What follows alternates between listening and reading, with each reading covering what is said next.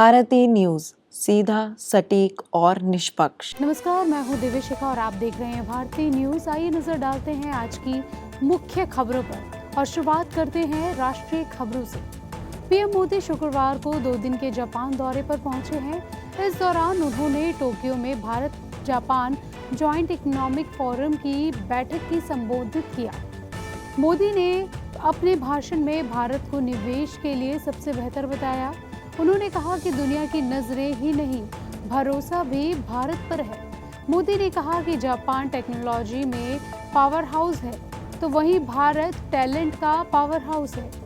Technology और talent ही नेतृत्व कर सकते हैं। मोदी ने कहा, भारत और जापान में सहयोग की अपार संभावनाएं हैं। बस अभी 12th खत्म हुई थी और अब आधे से ज्यादा टाइम ये सोचकर निकाल देते हो कि which career to choose. Well, in that case I got you covered. ये वीडियो एंड तक देखना, क्या पता I will just make up your mind. You must have thought of कोई बस ऐसा कोर्स मिल जाए जहाँ अनलिमिटेड जॉब ऑप्शन हो, क्योंकि मैं भी यही सोचती थी। जैसे कि journalist, news anchor, radio jockey, screen writer, video editor, event manager, graphic designer, cinematographer, director, public relation officer, entrepreneur. In fact इन सबसे भी ज्यादा जॉब ऑप्शंस चाहिए। तो just choose BAJMC as your career. BAJMC is not just about theory but plenty of practical knowledge too. BAJMC as a course आपको provide करता है world की बेटर अंडरस्टैंडिंग, मीटिंग और working with people of top notch industry. और सिर्फ यही नहीं, BAJMC as a course आपको हेल्प करता है to grow personally and professionally too. So what are you waiting for? Choose BAJMC, क्योंकि इधर आपको मिलेंगी एंडलेस पॉसिबिलिटीज। केंद्रीय गृह मंत्री अमित शाह ने पीएम मोदी और उनकी मां को गाली देने के मामले में असम में कांग्रेस पर निशाना साधा। उन्होंने शुक्रवार को गुवाहाटी में कहा, बिहार में कांग्रेस ने पीएम मोदी की मां को अपशब्द कहे। इनके दूषित प्रयास को देखकर मुझे मालूम है इन्हें जनता का समर्थन नहीं है।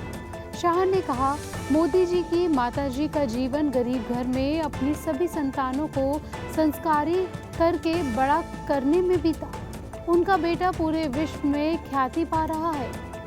अब नजर डालते हैं अंतर्राष्ट्रीय खबरों पर। पीएम मोदी शुक्रवार को 2 दिन के जापान दौरे पर पहुंचे हैं। स्थानीय लोगों ने पारंपरिक भारतीय नृत्य भरतनाट्यम से मोदी जी का स्वागत किया। गायत्री मंत्र और राजस्थानी भजन भी सुनाए गए। इसके बाद मोदी जी जापान में रह रहे प्रवासी भारतीयों से भी मिले।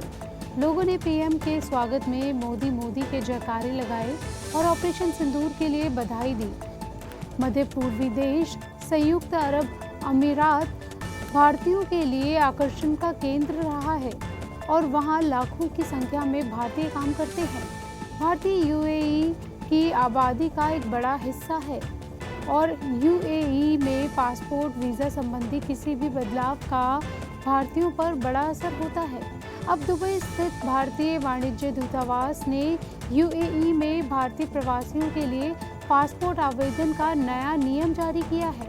नए नियम के तहत पासपोर्ट पर लगाए जाने वाले फोटोग्राफ के लिए स्टैंडर्ड्स तय किए गए हैं, जो 1 सितंबर से लागू हो जाएगा। अब खबरें व्यापार जगत से। भारत से अमेरिका भेजे जाने वाले सामानों पर 27 अगस्त से 50% टैरिफ लागू हो गया है।